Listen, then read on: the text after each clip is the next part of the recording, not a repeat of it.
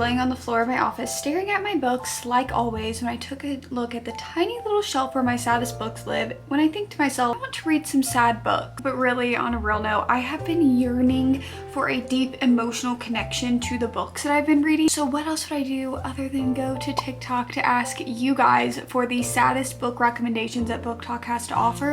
And wow, did you guys deliver. So in today's video, I'm going to be reading the saddest books that Book Talk has to offer, thanks to you guys. Let's see how many of these books, if any, can make me cry.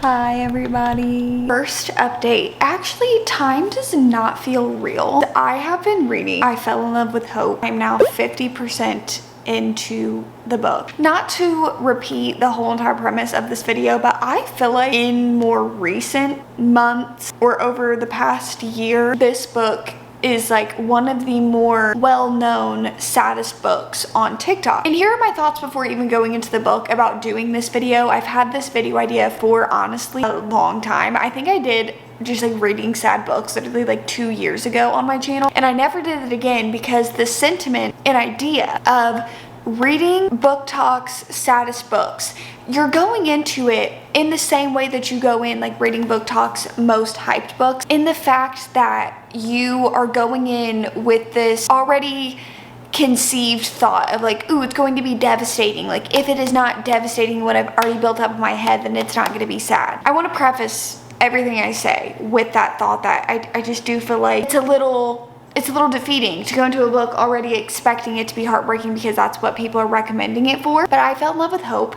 This has been sitting on my bookshelf for literally like over a year now. I have had such conflicting thoughts, and it's been taking me a while to get to the 50% mark of this book, and here are my thoughts. First of all, I want to start with everything positive that I feel about the book. One, I do think that this author is talented, and the fact that there is a lot of poetic prose within the writing. Like, there are a lot of things that I've been highlighting, like the author has a talent for this, and I feel like there's a lot of other books and works that are talked about and heavily influenced throughout the book. Like, we talk a lot about Shakespeare's Hamlet, we talk about classics like Wuthering Heights, Lord of the Flies. Like, we're referencing a lot of classic literature, and I feel like that is a very clear inspiration throughout the story. Also, the characters. I love the characters so much. I feel like we have built up a story within the first 50% of this book of them, and when you get their little background pieces of information, you cannot help but love them and care for them. And at the root, it is a story of these 5 people and how deep their friendship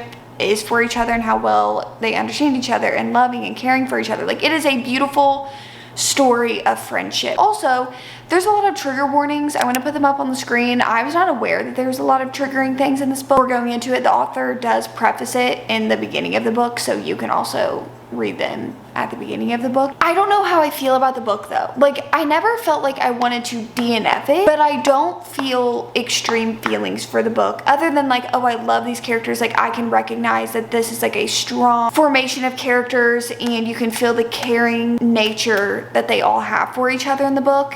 And like I said, there's beautifully written lines in the book. Feels like it is taking so much brain power to read this book. And in a way, I don't want to discount the book for that, because I feel like it's purposeful. But it's like, I don't know how well we're doing it. I don't know if it's like, oh, there's just deeper meaning in it, or if it's just we think there's a deeper meaning and we're going a little bit too big when it doesn't need it. I don't know if I'm explaining this properly, but I feel like that's taking even the emotions out of the reading for me with how difficult it is to even just get through the book. That is something that I always fear to say when giving constructive criticism to a book that I'm reading. If I'm like, oh, this is taking brain power to read, and it's kind of like confusing and a little bit all over the place, that the main comment that I always get is like, oh my god, she's missing the entire point. Like, it's not a fluffy little romance book, so she doesn't get it. So I'm always very scared to kind of criticize a book in that way. But what I mean with this one is it just feels like we're trying to do something big, and it's almost overcomplicating it. Like, it doesn't need to be so overcomplicated. I feel like in a way it's taking away from the story. So much so that I did look up I Fell in Love with Hope on TikTok, because like you can look up any book people post about the book that you're reading, and I was reading through it and going through some videos of people reading it, and I see so many 5-star reads, and I've gotten recommended this book within like the past few months, and people love it. They say it's one of their favorite books of all time, and I can see it like within the writing. Like I said, the author's talented. Like I can see why people would love this book. But I also saw people thinking the same thing that I am, and then I went on Goodreads and I saw people thinking the same thing that I am, that it's just like, this is so overcomplicated and feels like there's no purpose, and it feels like the plot is all over the place. Like it just feels a little like, this is the best way I can describe it, unfortunately, at this point. That is just within the book itself. Now, the whole entire point of this video is reading Book Talk's saddest books, and from the 50% mark, there has been heavy things mentioned and very like, triggering things. It has not brought me to a like, tear-jerking emotional state yet. I'm not going to say it's not going to. Like I said, I do care and really enjoy these characters, so I guess we'll see. But that is what my thoughts are halfway through the book. I haven't really updated with much else on my reading because I've just been a little confused and hello, I'm coming at you with an update that I just finished. No.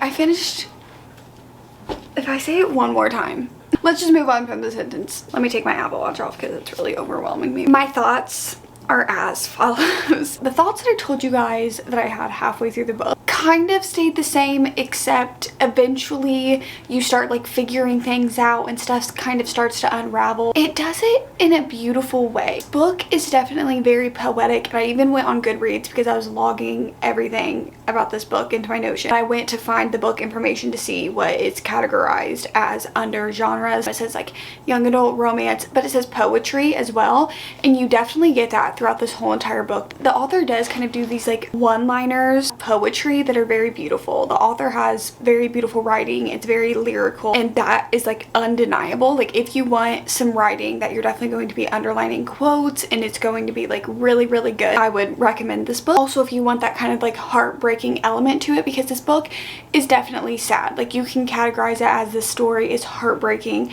and the more that you fall for these characters, kind of like the more risk that you have because the stakes are so high. I did say that I cared for the characters, and I did, but I feel like not deep enough for any of the story to like actually make me outwardly emotional. It definitely hit me inwardly where I felt very sad inside, but it was still beautiful and poetic in a way, and I feel like tied in its elements very well. The writing, while poetic and beautiful, was kind of confusing because it feels like sometimes we would like go into this detail randomly in a paragraph just to have this like poetic line put in there, and it just didn't feel very cohesive within the story. Sometimes it would feel cohesive and I would be reading for a while and I'd be like, okay, this is like flowing smoothly, but then we would hit a roadblock again where we would start doing these paragraphs where we're kind of going off this way just to have a poetic line. All in all, I do recommend this book if you're wanting a like deeply emotional story of characters who have deeply emotional things going on in their lives. Like there is so much going on and so many layers within the story, and I really enjoyed kind of like the all-knowing narrator. I was confused by it definitely for majority of the book, but by the end it was a part of the story that I really enjoyed and thought even just tied everything together. I'm going to give it a 3 stars. It's definitely like my baseline for a recommendation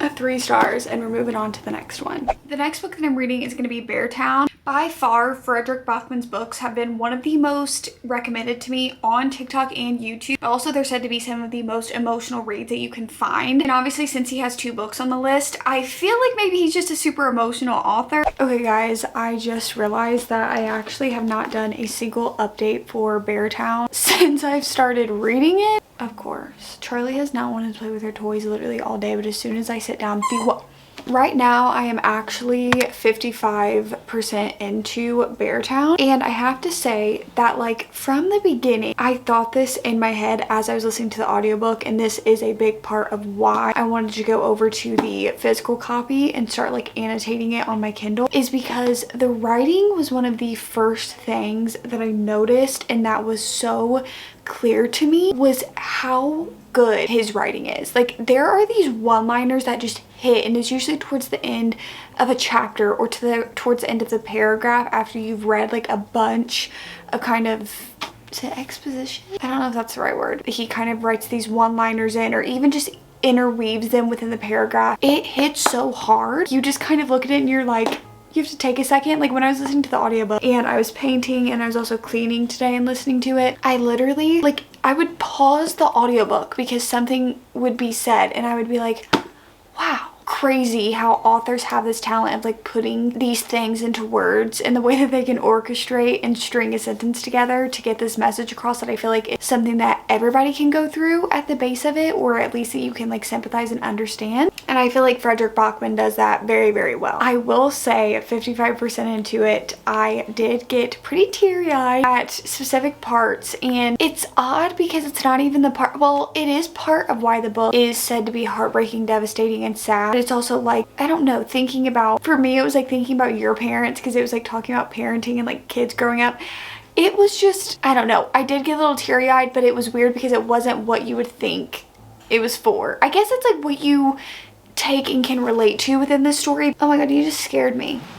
There's something within this book that everybody can relate to. There's like parenting, there's grief, there's inner turmoil of like growing up and being a teenager and what comes with that, and like friends and feeling pressured from people that you go to school with, social hierarchies within high school, and like living in a small town that everybody cares about this one sport and what comes with the hierarchy of these kids playing this one sport and kind of behavior that comes out of that. It feels so real, and these characters feel like real people, which I also do feel like is a talent within itself to make characters feel so three-dimensional, and you cannot help but just feel for them. And like when I wasn't reading this book, like I would have to go out and get dinner, or if I was doing something else, I have not stopped thinking about this book since I picked it up. So unique and something that I've absolutely just that's taken up all of the real estate in my brain today. We're over halfway into this right now. We are kind of now into the deep part of the plot that I kind of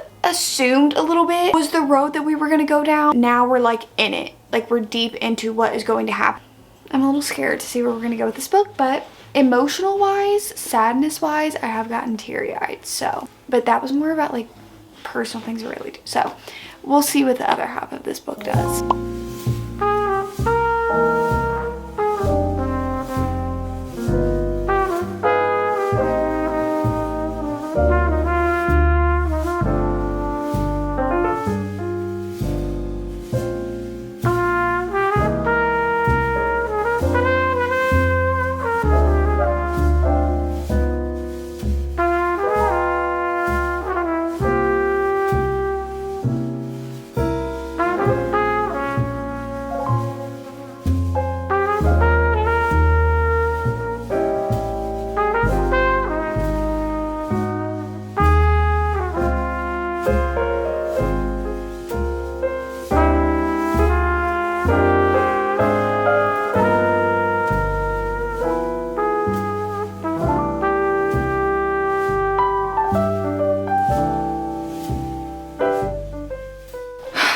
As you guys saw, I finished Beartown. I needed to give myself a little bit of time to sit with my thoughts on the book and to be able to put my thoughts on the book in sentences that will make sense to the best of my capability, because I don't feel like I'm super good at it. Would you believe me if I told you I'm giving this book a 5-star?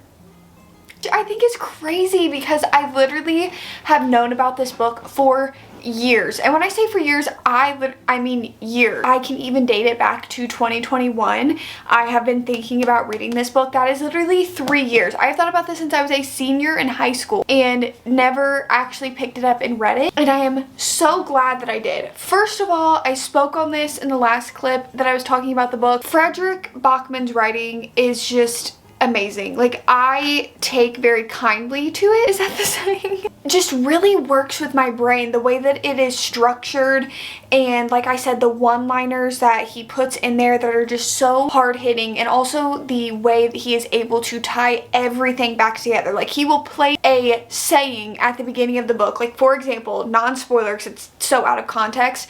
But at like the very beginning of the book, when you meet one of the characters and the mom is you're kind of seeing in the POV of the mom, you meet some of these characters and there is the sentence of like, you never have the same friends that you do when you're 15. It's like something along the lines of that. And the way that that quote itself comes back through and it attaches itself and is repeated throughout the story, but it means so many different things and applies itself to so many different characters. It is done not even just in that specific instance, but with so many different quotes and different tiebacks all over the book. It just lets you understand that everything is so methodically planned out, and it just made for a great and wonderful story. It is so hard-hitting. It deals with very heavy subjects. I would say to go and check the trigger warnings. If you guys want to know the trigger warnings, I'm going to put them down in the description for those of you who want to seek them out. Even in the sense of these different things that we are dealing with, it felt so real. Like, it felt like they were tastefully done and talked about in a way that was bringing awareness. Just felt so caring within the writing. The things that did make me emotional, because yes, this book did make me emotional. I didn't have like where I was like full on like crying like I have in some books where it's like tears running down the face, but I literally got teary-eyed sitting next to Isaac reading this last night. And then also this morning when I was finishing it, I had tears well up in my eyes and I was like on the verge of just like crying. So it did make me very, very emotional. And it's not even the things that you think like, oh, this is going to make me emotional. It's like there were some things that it was like, oh, this is sad, but some things it was so wholesome. Like, one thing that I'm thinking of in particular that brought me to the tears the most is just like when you are rooting for these characters, you are rooting for them, and when you see something happen that you are wanting so badly to happen to these characters, it brings you to tears and it's so emotional. And even within that, there is such a talent in that when an author can bring those emotions out of you, for you to care so much about a character and root for them so hard. And it may not even be a character that is at the like spotlight within the book that you're following. It really was such an emotional read for so many different moments. It's happy, it's sad, you're on the edge of your seat, you're frightened, like you go through all of these different emotions and you are wondering what's happening. And there is something kind of introduced at the very beginning of the book that I literally started listening to the audiobook yesterday, and I had to pause the audiobook and I looked at Isaac and I told him how this story starts off. I expected to be kind of thinking about that the whole entire time, like, okay, well, when are we gonna learn about this? And I say this in a way that is a good thing about the book, is that I literally did not care about it. Like, I was like, oh, there would be times that I would think about it and I'd be like, oh yeah, we haven't found this out yet, but I didn't even care because I was so wrapped up in what was happening with these characters. I wish I could come up with a sentence that is better than saying like, it's so good, but it just was. We found a 5-star read in this video, which I honestly did not anticipate, and I talk about this because I'm filming a vlog right now, but it's just so crazy that you can pass a book in a bookstore for years and be very aware of it, be aware of other people talking about it, and it's like, oh yeah, I want to read that, but you're not like super quick to read it. It's not high up on your TBR, and like you don't know that it's going to be a 5-star read. And it is just, it was so good, and I can see why this book has the hype, quote unquote, that it does. It was amazing. Hello everybody, welcome to the next book that we're reading. I just wanted to take a moment because my smoothie does match my shirt. So far in this video, I have not been delivered a sob-worthy book experience where a book just makes me absolutely lose it and just sob and cry and cry and cry. Am I chasing that? Yeah. Is that probably a little bit unhealthy? Also, maybe. Yes. Am I going to explore what's up here? Not right now. However, this next book is said to make me absolutely sob, and this is said for most of this author's works. I'm sure you guys are kind of starting to get where I'm going. That is The Nightingale by Kristen Hanna. Probably, honestly, one of my most recommended from you guys books on my channel. Like, if there is any book that is in the top 5 of like the most in my comments that people want me to read, it has been The Nightingale. Sharing little tidbits sharing little pieces of information with you guys.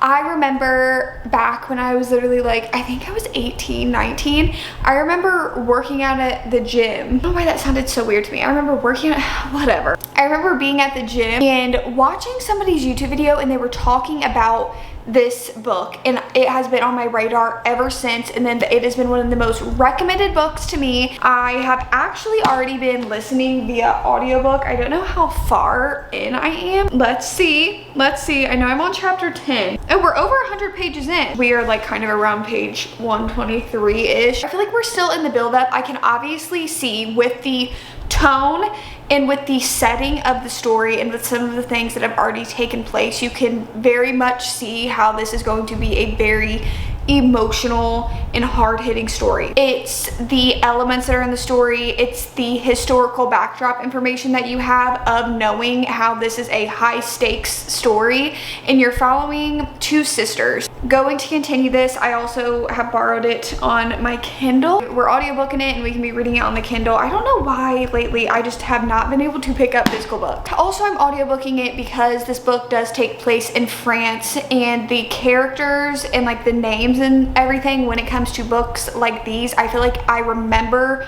things better when I'm listening to it in the audiobook, to where I can be like, if I hear one character's name, I'm like, okay, it's this character. But if I was reading it physically, I think I would get a little bit more like lines would be crossed and I would be a little confused. I've been audiobooking it so I can kind of understand the characters, the backdrop, what everybody's doing, where everybody's going, what's happening. Going to dive back into this, but I am intrigued to see if this book will make me emotional. I read The Women by Kristen Hanna last month, and that book made me emotional. Not like super sobby, but Firefly Lane by Kristen Hanna is one of my favorite books to ever exist ever. It's a strong story about female friendships if you're ever looking for it, and that book made me sob, and I am convinced that if I reread that book, it would also make me sob. So let's see where this one lands.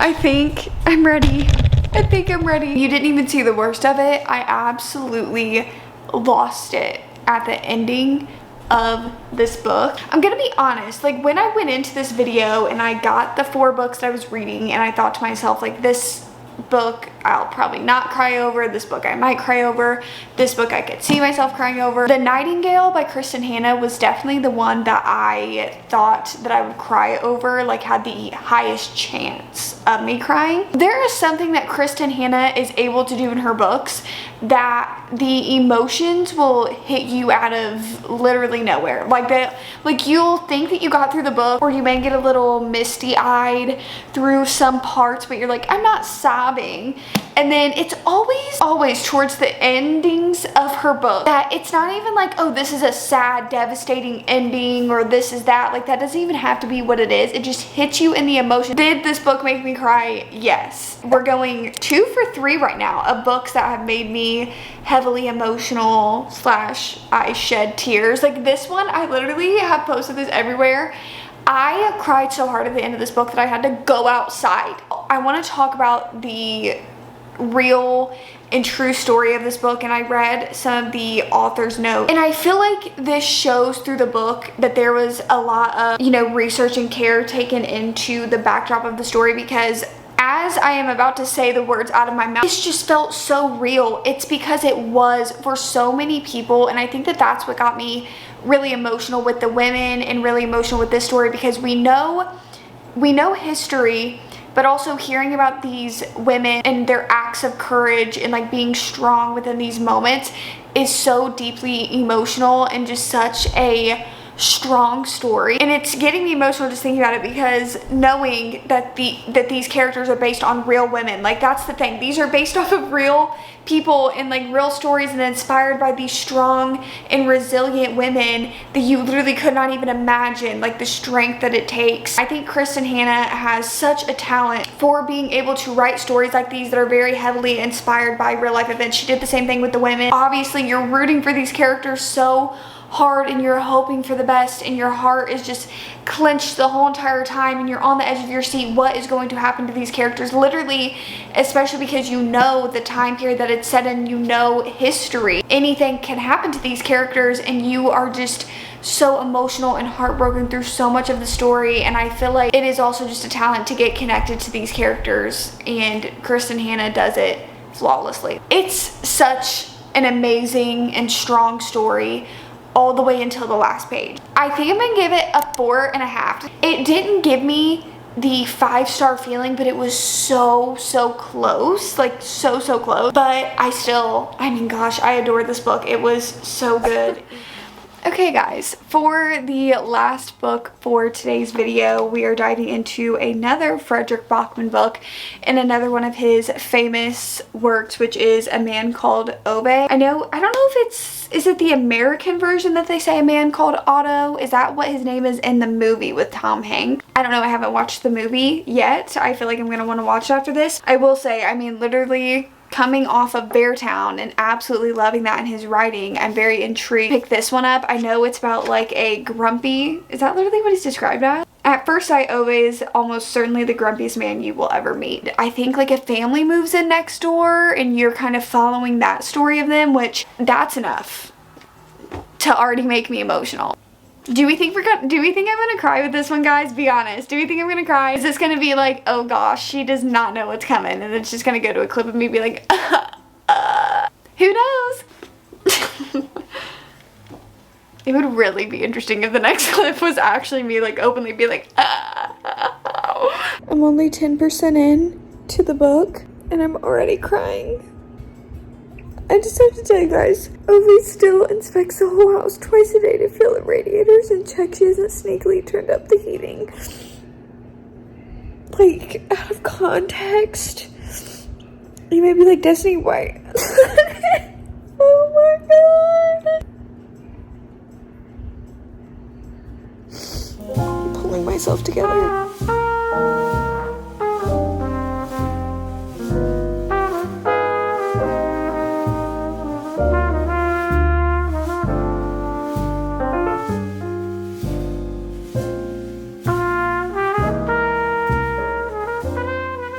I just finished A Man Called Ove, and wow, I don't know how Fredrik Backman does it. This book was wonderful, and I want to watch the movie so badly now because I feel like I need to see this on screen. This grumpy old man who has a heart of gold.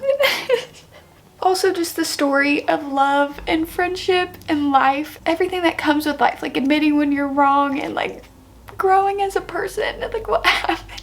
It is a beautiful book. Now, I kid you not, I'm going to give it a 5-star. A big reason that it is a 5-star is because I feel like my 5-star reads impact my life for such a long time. They just stick with me. And this story specifically, especially the story of love that you see in it, and deep rooted kind of morals and values are, and like what makes you a good person, everything about it really stuck with me and got me thinking about like my own life and how I want my life to look down the road. Like books that make you think like that, even through fictional story, are amazing, and that's what this one did, and I just loved it so much. Me and Isaac were just sitting here and I wanted him to read the book. Like I love the book so much. I was like, I want you to read it. Like I want you to read it and I want us to share in this.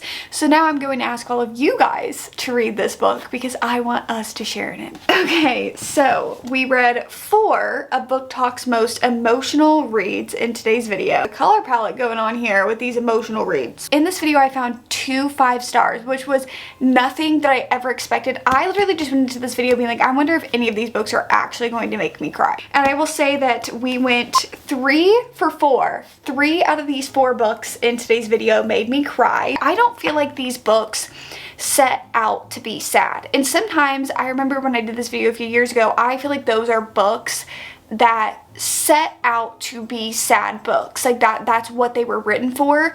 But these, you get emotional because you are connected to the characters in the story and they feel so real to you, and that's why you get emotional. You don't necessarily get emotional because it's sad, like there are sad things in it, but it's not because of that. And I found so many of my favorite books of the year in today's video, so we'll start from the beginning in case you guys missed it. I fell in love with Hope, which I gave this one a 3 star. Then I read Beartown, which I gave a 5 star. Next up we have the Nightingale, which I gave a 4.5. And then of course I just talked about A Man Called Ove, which I gave a 5 star. I hope you guys enjoyed today's video. If you guys seek out any of these books and you cry, you're welcome. And if you guys did, you guys know what to do. Like, comment, subscribe, all that YouTube stuff that you guys know what to do.